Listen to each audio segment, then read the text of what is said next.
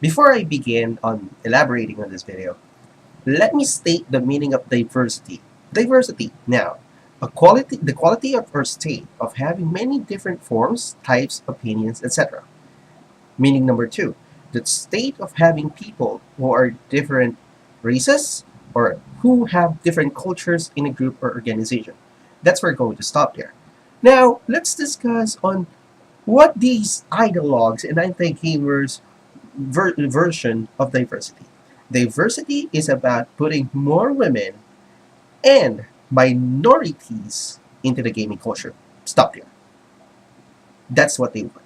They only want women and minorities in the gaming culture just for the sake of being there, not because they are interested, not because they are curious, not because they are passionate. In short, they're like tokens. You know, the tokens that you can buy in arcades when you want to play something. Yeah, hey, I have a token. Here am I. I'm going to play the arcade. Whereas you're just going to be there and just stand there and say, hey, I play here.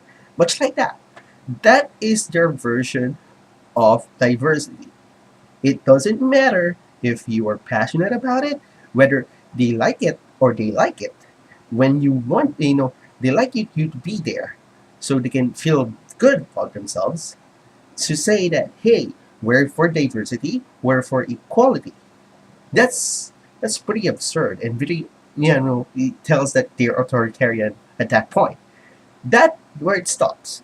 But when we talk about our diversity, the gamers' diversity, we actually disregard on whatever culture whatever the skin color you have, whatever country you are from, whatever political or religious label that you have. It doesn't matter, because what matters in the community, in the gaming community, in the gaming industry is what can you bring forth when it comes to ideas, when it comes to new battle systems, when it comes to game mechanics, when it comes to how do you view the industry from way past to the present, but change whatever have you. It's not about me being an Asian. It's not about people there who are being trans, who are being bisexual, gender queer, whatever. It doesn't matter. You know, in the gaming industry, meritocracy is all that matters. In the gaming community, it's about your skill. It's about what you can bring to the table. It's about you being you, representing yourself, and not necessarily a culture, not necessarily a country, not necessarily a gender or a sexuality. In short, we care more on what we can contribute or I can contribute to the community, and that's what's where the line is. That's where the sands, the lines in the sand being drawn, because the anti-gamer side, the ideologue, the side of the ideologues, they preach about we need more women in the industry, we need more minorities in the industry.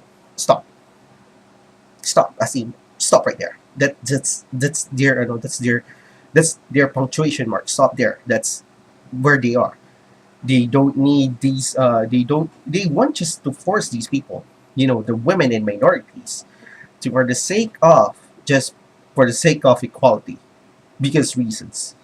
Because they think that white guys, especially guys, especially white guys, have been dominating this industry for several years, and personally,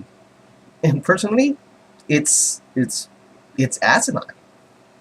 I mean, what for the freedom of choice? If these people don't want to enter the industry, they might be passionate about gaming, but they are not interested in the industry because they are not interested. So what they're going to do is like Intel have done with their recent diversity plan of investing $300 million just to make more, just to encourage more women and minorities in the industry, because reasons. They don't have pretty much on what plans do they have to actually say that they just want to say that they're diverse, not necessarily diverse in ideas, just diversity of sexuality, gender, and color. That's pretty much what they want.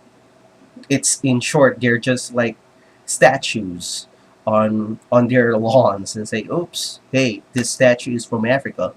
Hey, this statue is from Serbia. Oh, look, I have a painting from." That's it. It's not about the sake of actually contributing.